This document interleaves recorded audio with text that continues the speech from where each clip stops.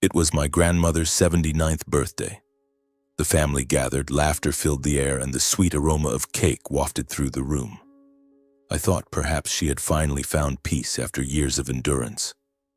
But a single careless remark from her shattered everything. In a fit of rage, my father knocked over the birthday cake I'd brought, a cake I hoped would bring our family closer together.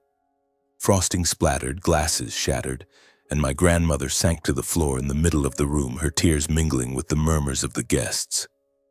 That night I led her out of that house, taking nothing but our shared humiliation and a resolve that she would never have to cry again. I never imagined that just a few years later someone would appear out of nowhere, bringing evidence that would force my entire family to bow their heads in guilt. Hello, my name is Beckett Hollis.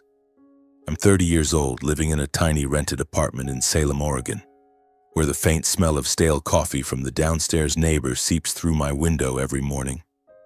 My apartment isn't anything special, just 2 small rooms in an old building on the outskirts of Salem. The living room holds a worn-out sofa, a wooden table I found at a flea market, and a few family photos on a shelf. In the corner is a cramped kitchen, just big enough for an electric stove, an old fridge, and a handful of dishes. The bedroom is narrow but tidy, always carrying the faint scent of motor oil from my work clothes. To me, it's enough to call home, even if each day blends into the next. I work for Northline Logistics, a mid-sized transportation company.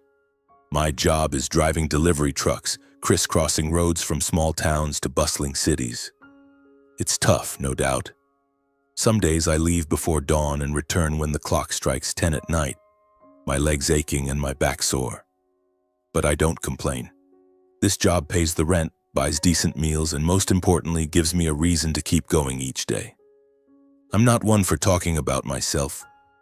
My coworkers at Northline call me quiet, but they like me, probably because I never refuse to help, whether it's sharing a bottle of water on a scorching day or staying late to check inventory with the team. I'm not good with flowery words, but I believe kindness is the only thing that makes this harsh world bearable. And if there's anything I'm proud of, it's that I've held on to my sincerity, even when life tries to crush it. My life is simple, almost repetitive, like an endless cycle. Wake up, drive, deliver, go home, sleep. But amid those long, tiring days, there's a bright spot I always look forward to. Visiting my grandmother in Eugene, about an hour's drive from Salem. Just thinking about sitting with her, hearing her laugh and smelling the warm apple pie from her oven makes everything in my life feel worthwhile. My grandmother Margaret is 78 years old. She lives with my grandfather Axel Hollis in a 2-story wooden house on the outskirts of Eugene. The house is old, its floorboards creaking with every step, but it's filled with a lifetime of memories. She's the gentlest woman I've ever known, with silver hair neatly tied back and warm brown eyes that seem to soothe any sorrow. Her entire life she's lived patiently beside my grandfather, a once renowned carpenter across the region, but also stern and cold in a way that sometimes makes me wonder how she endured him. He's not a bad man, but he has a strange way of showing affection. At times he snaps for no reason, his voice booming like thunder, making the whole house tremble. When I was a kid, my parents sent me to stay with my grandparents every summer. Those were the best months of my memory. My grandmother took me to the Saturday farmers market, where stalls overflowed with ripe red apples, juicy tomatoes, and vibrant wildflowers. She taught me how to pick the sweetest apples, how to knead dough for pies, and told me fairy tales about knights and castles. Once, as she sat by the oven stroking my hair, she said, "Beckett, life can be harsh, but don't ever let it steal your kindness. People may yell or hurt you, but don't let them take the goodness in your heart." I nodded, not fully grasping her words then. But now, as an adult, I realize they've been my guiding light. On rainy evenings in Eugene, when the world seemed draped in a gray curtain of water, my grandmother and I would sit by the window, watching raindrops slide down the glass. She'd talk about her youth, about meeting my grandfather, about learning to love a man who never spoke words of affection. I'd sit there, listening, feeling the warmth of her hand as she held mine. Once I asked why she never complained about him despite his occasional harshness. She just smiled, her eyes sparkling like an ocean. Because, Beckett, loving someone isn't about wanting them to change. It's about accepting them, even when they hurt you. Now, despite my busy job, I try to visit her at least every 2 weeks. The drive from Salem to Eugene has become a part of me. I love the feeling of my truck gliding past lush pine forests and winding roads leading into town. Each time I step into that wooden house smelling old wood and fireplace smoke, it's like returning to my childhood. My grandmother still greets me with a tight hug, though her hands tremble with age now. My grandfather remains the same, taciturn, but sometimes I catch him looking at her with a tenderness, as if trying to say something he's never voiced. Every dinner with them is a precious pause in my hectic life. The worn dining table, chipped plates, and my grandmother's oft-repeated stories about the old days, they all bring me peace. I look at her kind smile, and tell myself that as long as she's still smiling, my life has meaning. Even if everything else wears down, the aging wooden house, my grandfather's familiar sternness, as long as she's there, I feel fortunate. But life, as she once said, has a way of turning things harsh. I never imagined that just months after those warm dinners, her smile would vanish. A major upheaval was waiting, and it would change everything. From the wooden house in Eugene to my weekend visits to my very heart, which I thought was strong enough to withstand anything. It was a gray, frigid Tuesday morning, the kind of weather that made you want to stay wrapped in a blanket. I was driving on Highway 5 hauling a delivery from Portland to Salem when my phone buzzed in my coat pocket. I pulled over to the shoulder and checked the screen. It was my mother, Deborah. Her voice on the other end trembled, unlike her usual calm demeanor. "Beckett, can you come to Eugene right away? Your grandfather, he's passed away." I stood frozen, my hand still gripping the phone. My grandfather, Axel Hollis, had died of a heart attack. The doctors said it was a recurrence after years of declining health. I wasn't surprised. He'd grown frail, his hands, once capable of carving wood into masterpieces, now trembling when holding a teacup. But even though I'd braced myself, the news hit like a punch to the chest. I quickly called my manager, took the day off, and sped toward Eugene, my heart heavy as the sky outside. When I arrived, the 2-story wooden house on the outskirts of Eugene was eerily silent. The front door was ajar, as if the house itself were mourning. My grandmother, Margaret, sat in the old armchair in the living room, her frail hands clasped tightly together. She wore a gray sweater, her silver hair neatly tied back as always, but her eyes, oh, those eyes, were empty and fathomless like a bottomless well. I approached, knelt before her, and took her hands. They were ice cold. "Grandma," I called softly, my voice catching. She looked at me, offering a faint smile, but it wasn't enough to hide the loneliness gnawing at her heart. "He's gone, Beckett," she said, her voice as light as a breeze. "Now it's just me." I wanted to say something comforting, but my throat tightened. I only squeezed her hands, hoping my warmth could fill even a fraction of the void my grandfather left behind. I knew she'd spent her life with a man who was cold, sometimes harsh, but she loved him in a way I never fully understood. And now, with him gone, I thought she might find peace, freedom after years of patience. But looking into her eyes, I saw only a profound sadness, as if part of her soul had left with him. The funeral took place a few days later at a small cemetery on the outskirts of Eugene, where rows of pine trees stood like silent sentinels. A light rain fell, soaking through my coat, chilling me to the bone.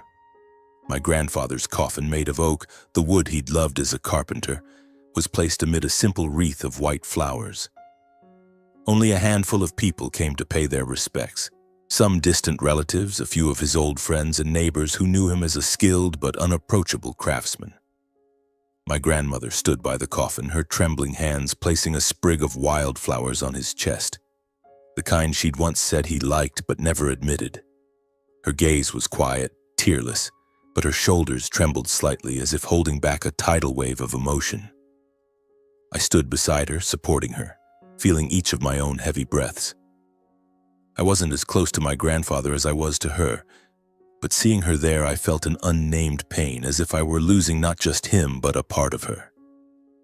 As the pastor read the prayer, I stole a glance at her. Her face was calm, but her eyes, usually sparkling like sunlight, were now clouded like the rainy sky. I realized her love for him had never faded despite its scars. "Grandma, are you okay?" I whispered as people began to leave. She took my hand, her voice soft. "I'm okay, Beckett. But he was my whole life." Those words tightened my chest. I hugged her, feeling her frail body tremble in my arms, and vowed to do everything to protect her. In the weeks that followed, my grandmother lived alone in the old house. She kept the same routines as when my grandfather was alive, waking early to make tea, tending the small vegetable garden out back, and sitting by the fireplace each evening with an old book. I tried to visit more often, sometimes just to sit with her, listening to the familiar stories I knew by heart.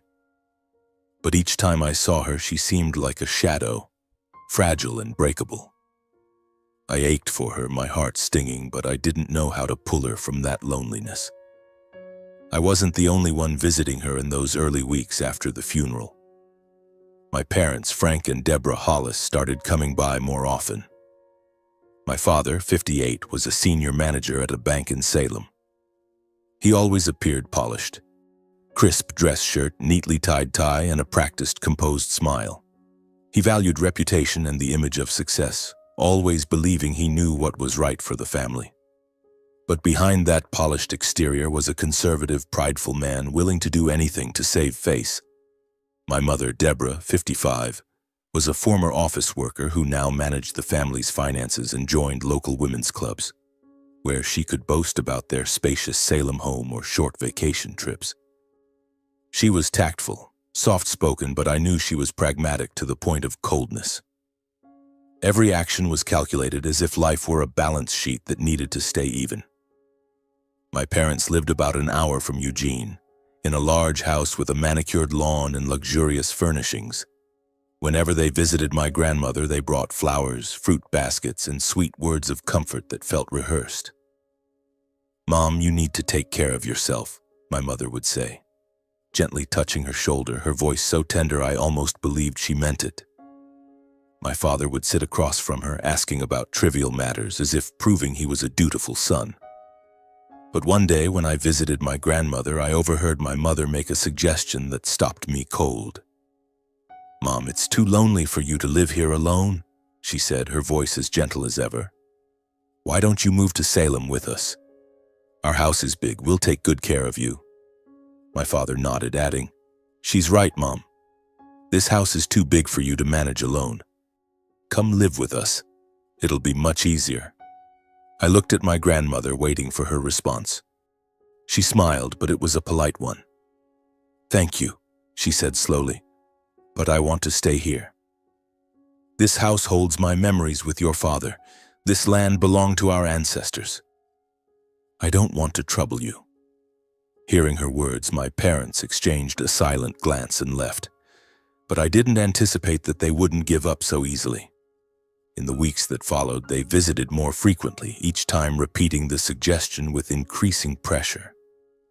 My mother began talking about the dangers of an elderly person living alone, from falling downstairs to having no one to care for her when sick.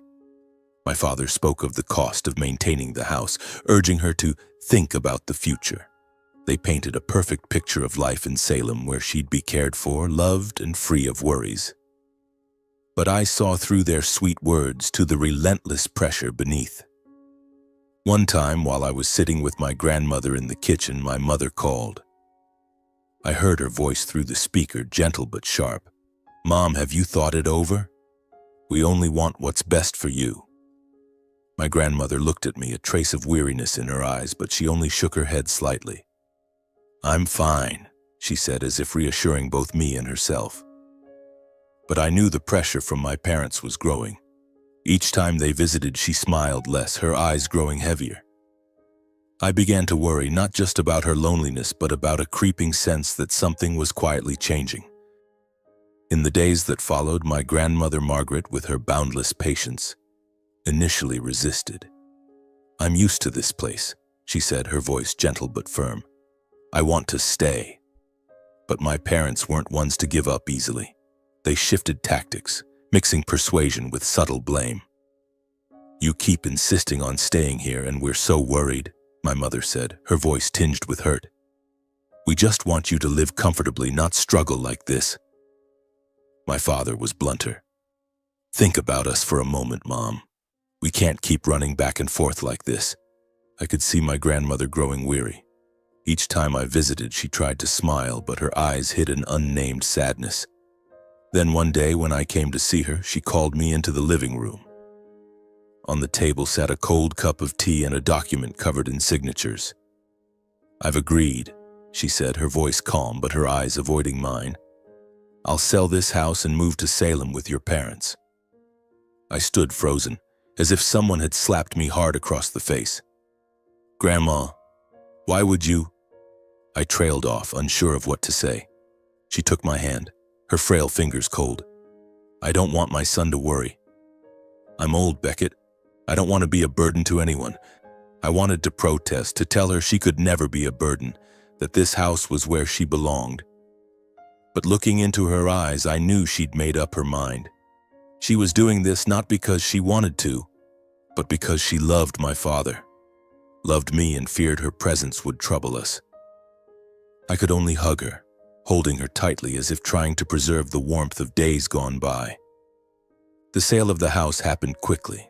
The 2-story wooden house, the small plot with the vegetable garden she'd tended for years, was sold to a young family from Portland. The proceeds, substantial, were split evenly between her 2 children, my father, Frank, and his sister, Ava, who lived in Europe.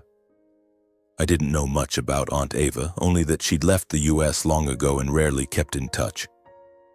After the paperwork was finalized, my grandmother moved in with my parents in their spacious home on the outskirts of Salem. Their house was bright, with silk curtains and gleaming furniture, a world apart from the creaky wooden house in Eugene. I visited her the first day she moved in, my heart a mix of worry and hope. When I arrived, my mother was setting up her room, spreading fresh sheets, while my father stood in the kitchen talking about preparing a special dinner. My grandmother sat on the sofa wearing a pale green sweater, looking around the unfamiliar space. Are you okay, Grandma? I asked, sitting beside her. She smiled, this time a genuine one. I'm fine, Beckett. Don't worry. At first, everything seemed peaceful. My mother cared for her diligently, preparing hearty meals, doing her laundry, and even buying her a new armchair for reading. My father, despite his busy schedule at the bank, made time to eat dinner with her, asking about her health and sharing childhood stories, ones I knew he repeated to make her happy. Sometimes they took her on outings to a nearby park or short trips to the Oregon coast. My mother took family photos, posting them on social media with proud captions. Happy family. Taking care of Mom is our joy. Seeing those photos with my grandmother's radiant smile, I felt a weight lift from my heart. She ate better, laughed more, and seemed to have regained some light in her eyes. Each time I visited, I found her sitting in the corner of the living room, holding a book or a cup of tea, her face serene. See, I'm fine, she said, her voice soothing my worries. I began to believe I'd been overly concerned. Maybe this was the right choice. Maybe after years of enduring my grandfather, she was finally living in the care and love she deserved. I watched her, saw my mother meticulously folding her clothes, saw my father joking during their stories, and thought I'd been wrong to doubt them. I believed she had found peace, but I didn't know that this warmth was only surface deep. Beneath the facade of perfect dinners, outings, and social media photos, cracks were beginning to form. They were small, silent, like fissures in thin glass, but enough to stir an uneasy premonition in me. Looking back, I still remember those early days, when everything seemed peaceful. Each time I visited, I saw my grandmother sitting in my parents' bright living room, holding a cup of tea, her face seemingly more radiant. My mother, Deborah, was always bustling around her, bringing a plate of freshly baked cookies or adjusting the blanket on her chair. My father, Frank, made time to sit and talk with her. recounting old stories of when she took him fishing on the Willamette River. The family photos taken at Thanksgiving dinners made me think things were on the right track. But then cracks began to appear, small but sharp, like needles pricking my heart. The first time I noticed something was wrong was during a late-night call to check on her after work. Her voice was weaker, slower than usual. "Yes, I'm fine, Beckett. Don't worry. How's your job?" When I pressed further, she quickly changed the subject, then found an excuse to end the call. "I need to water the plants," she said, though I knew the small garden at my parents' house didn't need her care. I hung up, my heart heavy, but told myself she was just tired from old age. Then one day I dropped by unannounced. As I knocked on the door, I heard my mother's voice from the kitchen, sharp and cold.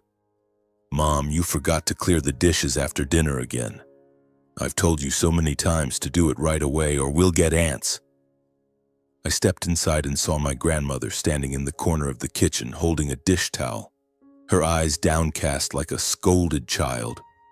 I froze, feeling as if someone had poured ice water over me. My mother turned, saw me, and immediately flashed a smile. "Beckett, you're here. Come in, I'm baking." But my grandmother's eyes, distant and sorrowful, were impossible to ignore. I wanted to ask, to say something, but she shook her head slightly, as if pleading with me not to complicate things. Another time, during a dinner visit, I witnessed my father, Frank, lose his temper. My grandmother accidentally dropped a glass cup, and the sound of it shattering echoed in the quiet kitchen. My father, reading the newspaper at the dining table, slammed it down, his voice harsh. "Mom, can you be more careful? That glass wasn't cheap." She flinched, her trembling hands picking up the shards. I stood to help her, but my mother quickly stepped in, her voice soft but cold. "Leave it, Mom. I'll clean it up. Go rest."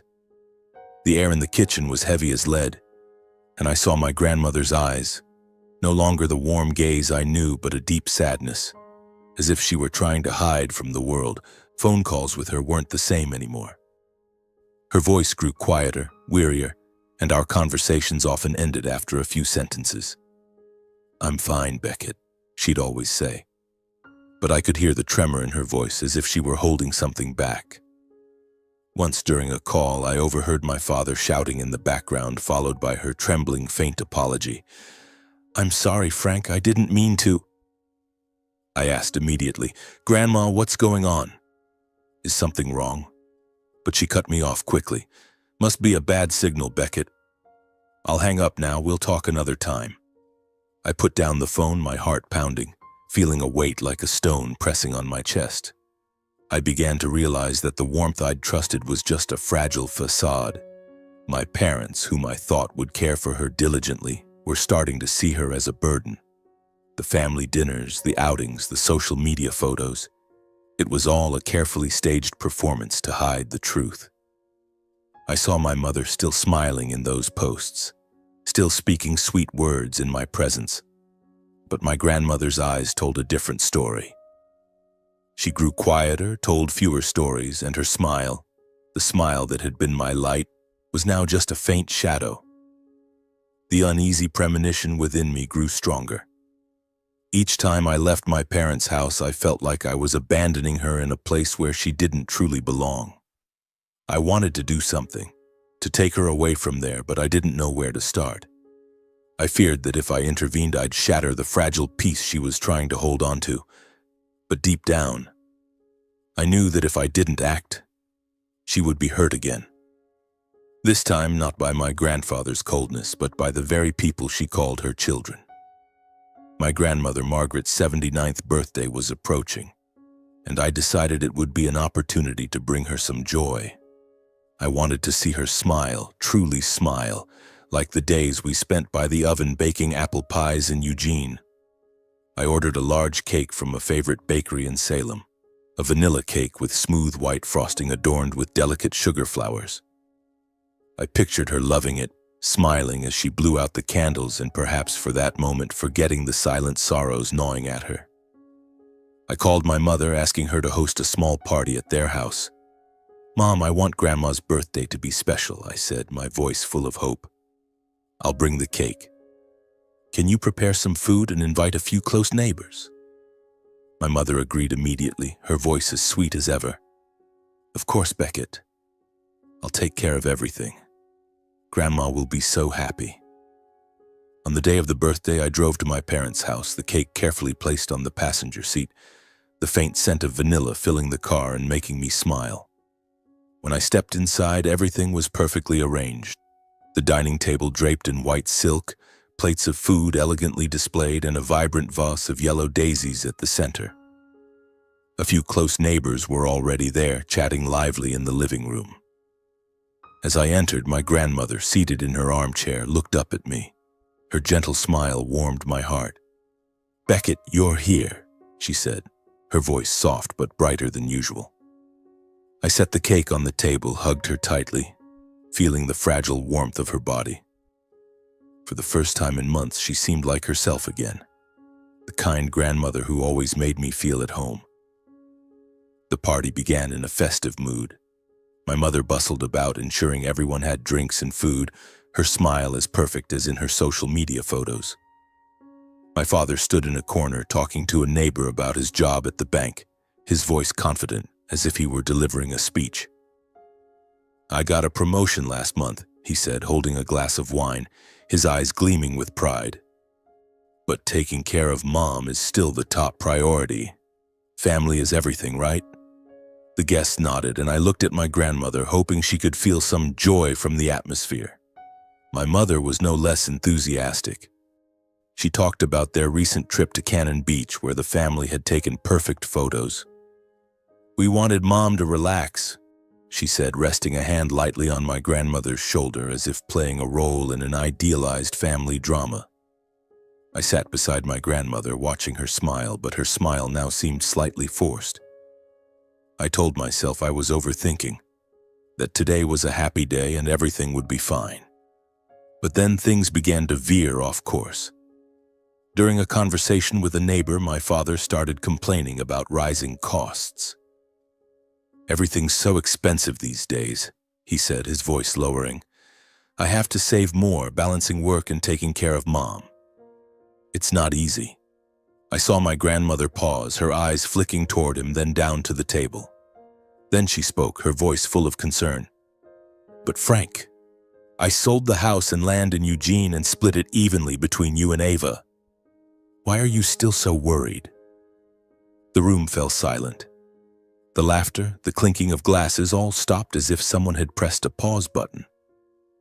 Guests exchanged glances, some whispering, their eyes curious. My mother's face flushed, her hand gripping her wine glass so tightly I feared it would shatter. My father forced a smile, but it was strained, laced with anger. "Mom, don't bring up private matters in front of others," he said, his voice cold as ice, though I saw his hand tremble.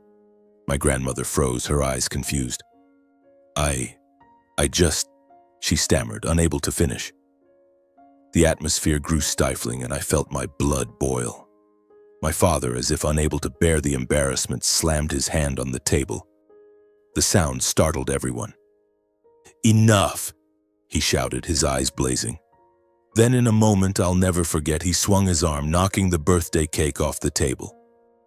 The white frosting splattered, sugar flowers shattered on the floor, and the sweet vanilla scent now felt bitter. My grandmother burst into tears, her sobs tearing at my heart. She covered her face, her shoulders shaking with shame and heartbreak under the curious stares of the neighbors. I stood abruptly, my blood surging with rage. "Dad, what are you doing?" I yelled, my voice breaking with anger. My mother stepped in, trying to defuse the situation. "Beckett, calm down. Your father's just a bit upset." But I couldn't calm down. I looked at my grandmother, the woman who had spent her life loving and sacrificing, now crying like a child in front of everyone. I turned to my father, his eyes still burning with anger. He shouted, "You think you're so great now, huh? Then take her and care for her yourself. Let's see how long you last." His words cut like a knife. I looked at him, at my mother, then at the awkward guests, unsure of what to do. I said nothing more. I walked to my grandmother, gently helping her stand. "Grandma, come with me," I said, my voice hoarse.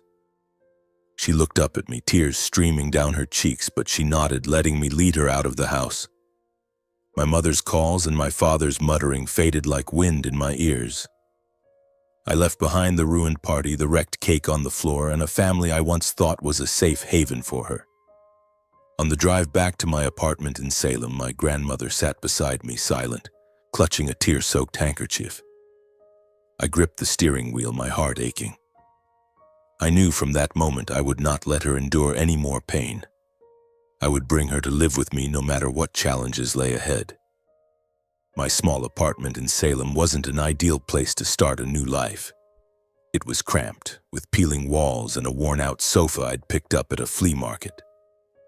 My salary from driving deliveries for Northline Logistics barely covered my own expenses, so when my grandmother Margaret moved in, things became tighter than ever. Those first months were tough.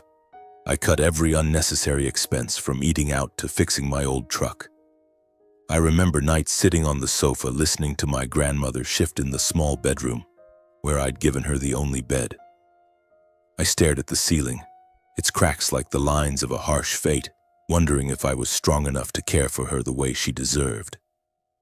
Once I caught her skipping breakfast to save food for me, claiming she wasn't hungry. I was angry at myself, angry that I couldn't give her a better life. But each time I tried to apologize, she'd take my hand, her eyes gentle. "Beckett, having you here is enough. I don't need anything more." Those simple words were like a small flame warming my heart. But amid those hardships, I found something money couldn't buy. Simple joy.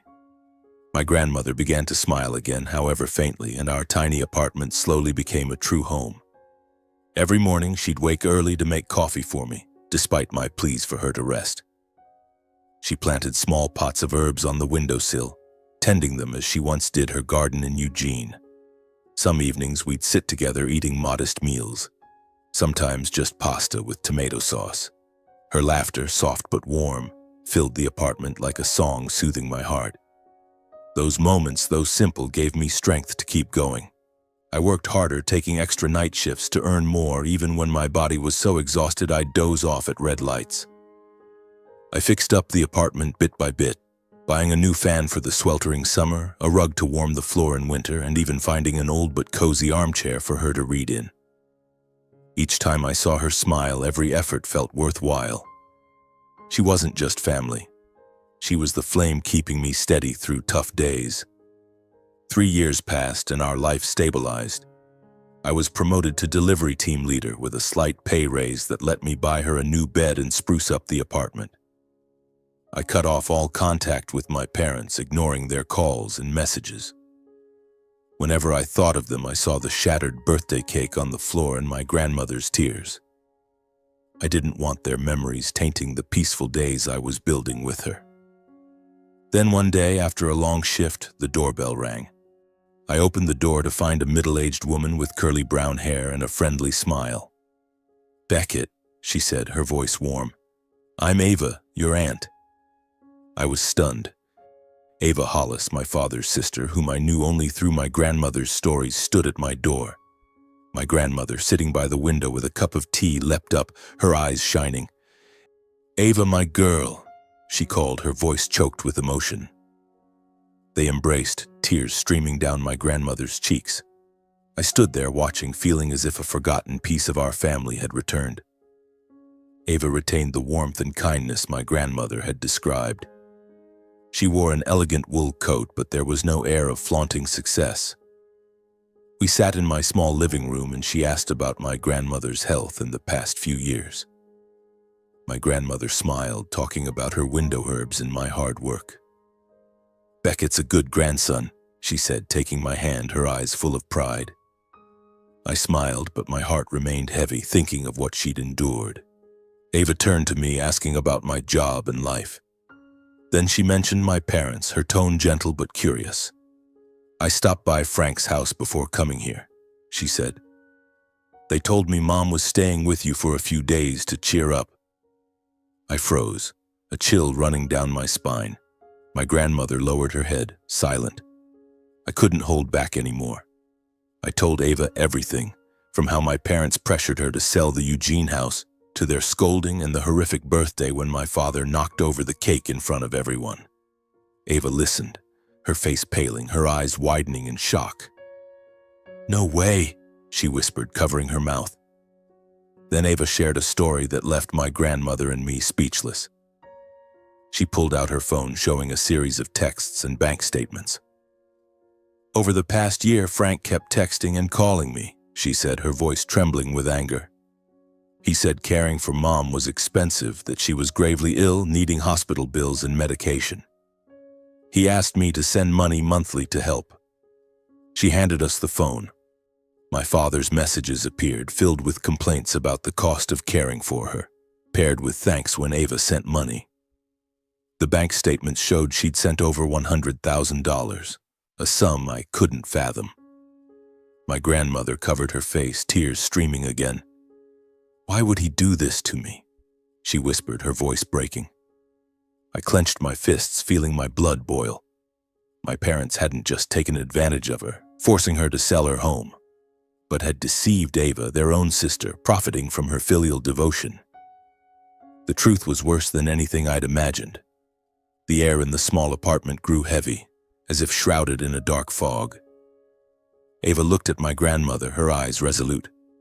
"Mom, I'm sorry I wasn't here sooner," she said firmly, "but I promise it's time for everything to be brought to light." I had never seen Ava like this, a woman who seemed gentle but now radiated a sharp, unyielding determination. She sat across from me and my grandmother in my small apartment, holding a thick stack of documents. Bank statements, text messages, and printed emails, all undeniable proof of my father Frank's deception. "We have to confront them," Ava said, her voice low but resolute. "Not just for the money, but for what they've done to Mom." My grandmother sat beside me, her frail hands clasped tightly, her eyes fixed on the floor as if trying to shrink away from the painful truth. I nodded, though my heart was flooded with both anger and fear. I knew this confrontation wouldn't be easy, but I also knew we couldn't let things continue like this. That morning, the Salem sky was gray with a light rain falling like silent tears. Ava drove, I sat beside her, and my grandmother was in the back, silent throughout the trip to my parents' house in the suburbs. Their spacious, impeccably manicured home now felt cold, like a perfect painting lacking warmth. When we knocked, my mother, Deborah, opened the door, her familiar smile freezing when she saw all three of us standing there. "Mom, Ava, Beckett," she stammered, her voice trembling. "Why are you all here together?" My father appeared behind her, his face briefly flustered before he regained his composed demeanor. "Come in," he said, his tone forcefully friendly, but I noticed his eyes flicker warily toward Ava. We entered the living room, the same room where that horrific birthday party had taken place. The air was heavy, as if the room itself were holding its breath. My grandmother sat on the sofa, her trembling hands resting on her lap. Ava stood tall, placing the stack of documents on the table, her voice calm but cutting. "Frank, Deborah, I'm here to talk about money. Specifically, the money you asked me to send to care for Mom." My father frowned, forcing a strained smile. "Ava, what are you talking about? There must be some misunderstanding." But Ava didn't let him interrupt. She opened the folder, flipping through pages of bank statements and text messages he'd sent, her voice steady but powerful. "For the past year, you've taken over $100,000 from me, claiming it was for hospital bills, medication, and Mom's care. But Mom's here, living with Beckett, healthy and never receiving a cent from you. So, where did that money go?" The room fell into a stifling silence. My mother bowed her head, her hands clutching the edge of her shirt, while my father's face paled, his eyes wavering. I looked at my grandmother and saw silent tears streaming down her cheeks. She sat like a statue, her gaze fixed on my father, the son she had loved so dearly. I wanted to hug her, to say something to ease her pain, but the anger boiling inside me held me back. My father, after a few seconds of silence, finally lowered his head, his voice soft. "All right, I admit it. I used the money to pay off bank debts and some other expenses. My mother burst into tears, but not out of remorse. I saw shame in her eyes, as if she only regretted being caught. I stood, unable to hold back any longer. Dad, Mom, you didn't just pressure Grandma to sell her house or break her heart. You lied to Aunt Ava. You call that family? My voice broke, torn between fury and heartbreak. I looked at my father, the man who once taught me about honor, now unable to meet my eyes. Their greed and pride had stripped them of all dignity, and it felt like my heart was being crushed. Ava remained calm, her voice cold but resolute. I don't want apologies. I want you to repay every cent you took with a legally binding agreement. My mother sobbed harder, pleading, Ava, please, we didn't mean to. We were just in a tough spot. But Ava shook her head. No hardship justifies deceiving family. She slid a document toward them, a contract requiring repayment of over $100,000 within 24 months, at $4,200 per month starting the following month. My parents reluctantly signed, their hands trembling as they put pen to paper. Ava looked at me, then at my grandmother, and said, all of this money, once repaid, will go to Beckett. It's compensation for the years he's cared for and protected Mom. I was stunned, not expecting this, but my heart wasn't filled with joy.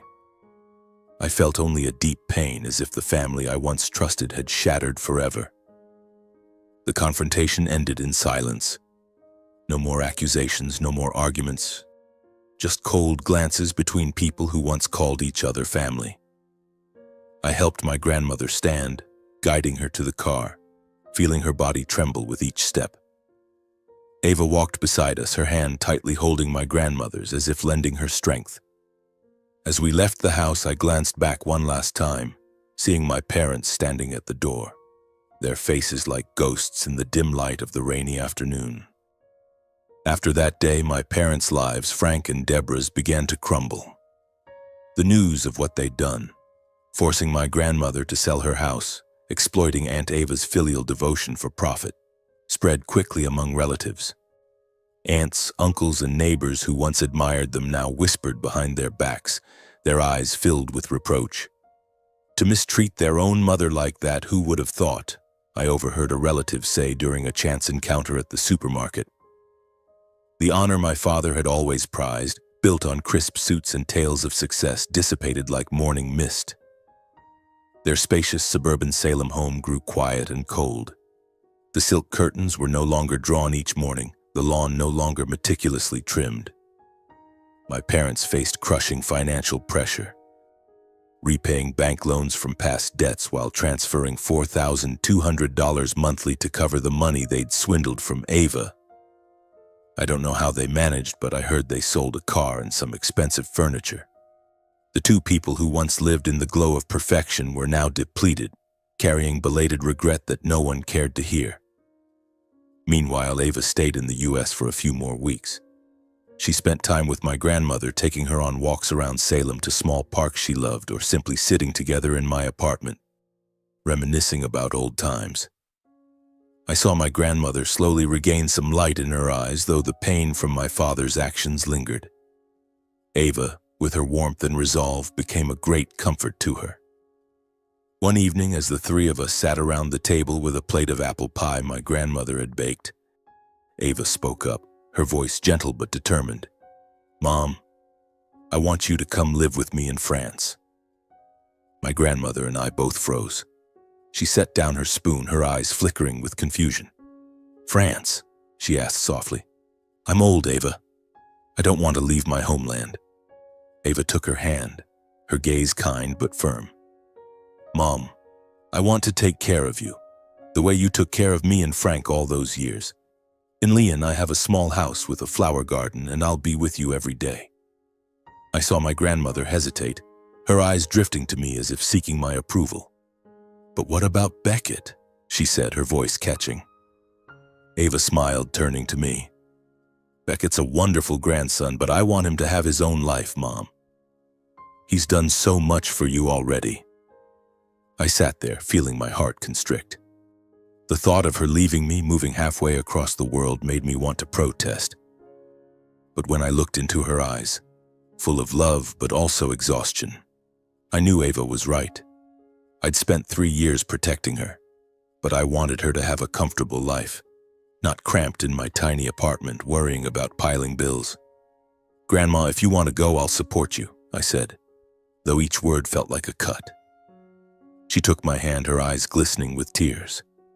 "You're my pride, Beckett," she said, her voice trembling. Before leaving the US, Ava did something I never expected. One morning, she handed me a thick envelope. "This is $300,000, she said, her voice calm but meaningful. "This isn't just money. It's my gratitude for you for taking care of Mom when no one else did." I shook my head, trying to refuse, but Ava placed a hand on my shoulder. "You deserve it, Beckett. Use it to build your life, the way you've rebuilt hers." I took the envelope, feeling it was heavier than the money inside, carrying both my grandmother's love and the responsibility I knew I had to bear. On the day I saw her off at Portland International Airport, the sky was clear, but my heart felt like lead. She wore a pale green sweater and the scarf I'd given her last year. I held her hand for a long time, feeling every wrinkle on her frail fingers. "Grandma, you have to live happily, okay?" I said, trying to keep my voice steady. She smiled, the gentle smile I'd always cherished. "Beckett, live kindly and don't let your heart turn to stone," she said, her voice soft but certain, like a final piece of advice. As she and Ava disappeared beyond the security gate, I stood still amid the bustling crowd, feeling as if a part of my heart had left forever. Yet strangely, I felt at peace. I knew she would be loved and cared for, and that was all I'd ever wanted. After that day, I stood at a new crossroads. In my hands was the $300,000 from Aunt Ava, a sum I'd never dared to dream of. But more than money, it was a reminder from my grandmother and Ava that I deserved a better life, not just for myself, but for what I believed in. I decided to use the money to start my own venture, to build something that bore my mark. I founded Hollis Freight and Logistics, a small transportation company named after my grandmother, who taught me that kindness and perseverance could overcome any hardship. The early days were tougher than I'd imagined. I bought 2 used trucks, but they broke down constantly, forcing me to repair them late at night, my hands stained with grease. Contracts were scarce, clients canceled at the last minute, and operating costs ate up nearly all my capital. Some weeks I worked from dawn to midnight, driving, delivering, and handling paperwork. There were moments I thought I'd go bankrupt, when a driver quit abruptly or a major client pulled out. I sat in my tiny office, really just a corner of my apartment, staring at piled-up bills, wondering if I was on the wrong path. But I didn't give up. Each time I felt like quitting, I thought of my grandmother, her patience tending a barren garden, her words about kindness. I built my reputation bit by bit. I delivered on time, listened to clients, and kept my promises. Slowly, small contracts came, then larger ones. I bought a new truck, then 2 more. I hired more staff, including young men from tough backgrounds who reminded me of myself in those early, struggling days. I taught them to drive, handle cargo, and most importantly, treat others with kindness. Seeing them smile when they got their first paycheck felt like giving something back to the world. Hollis Freight and Logistics grew. After 2 years, the company had a small but steady fleet, a loyal client base, and a proper office on the outskirts of Salem. I bought a new house, not grand but cozy, with a small garden where I planted daisies to remember my grandmother. I also got a new truck, no longer worrying about breakdowns mid-route. Then, while working with a major client in Salem, I met Claire, a bright, smiling accountant with a warm voice. She helped me untangle the chaotic numbers I never had time to organize. We spent afternoons together, surrounded by cold coffee and stacks of paperwork. I don't know when our conversations shifted from revenue and invoices to something more. Claire shared stories of her childhood in Bend, of her mother working 3 shifts to raise her. I told her about my grandmother, about our years in the tiny apartment. Something in her eyes made me feel understood, as if she saw the world of hurt behind my calm exterior. One late evening, after finishing a report together, I drove her home. Before she got out, she paused, smiling. "Beckett, you should smile more. You look so much lighter when you do." I don't know where I found the courage, but I replied softly, "If you're around, maybe I will." She laughed, and that laugh eased an entire day's fatigue. From then on, we saw each other more, at coffee shops, on delivery routes. Our relationship grew naturally, like breathing. For the first time in years, I dared to imagine a future not just of work and duty, but of love. My life, once a monotonous cycle of exhausting drives, became full, like a painting I'd never dared to create. But just when I thought things had stabilized, one afternoon my doorbell rang. I opened the door to find my parents, Frank and Deborah. They were dressed shabbily, no trace of their once polished clothes or confident smiles. My father had grown thinner, his hair flecked with gray, while my mother looked exhausted, her eyes shadowed. "Beckett," my father said, his voice hoarse, "can we talk for a moment?" I let them in, but my heart was cold. They sat on the sofa, hands clasped, and began recounting their hardships. They'd sold nearly everything: the second car, an antique dining set, even part of their suburban land, to pay off bank debts and Ava's money. "We know we were wrong," my mother said, tears streaming down her face. "We just want your forgiveness. And if you can, please tell Ava we've paid enough so we don't have to keep paying." My father nodded, his voice low. "You're doing well now, Beckett. We're broke. Can you help us? Maybe send some money monthly?" I sat silently, listening to their pleas. They didn't anger me. They left me empty. Before me were two strangers, no longer the parents I once respected. I took a deep breath, my voice calm. "Everyone has to take responsibility for their actions. I can't help you." I wasn't angry or bitter, just aware of an unbridgeable gap between us.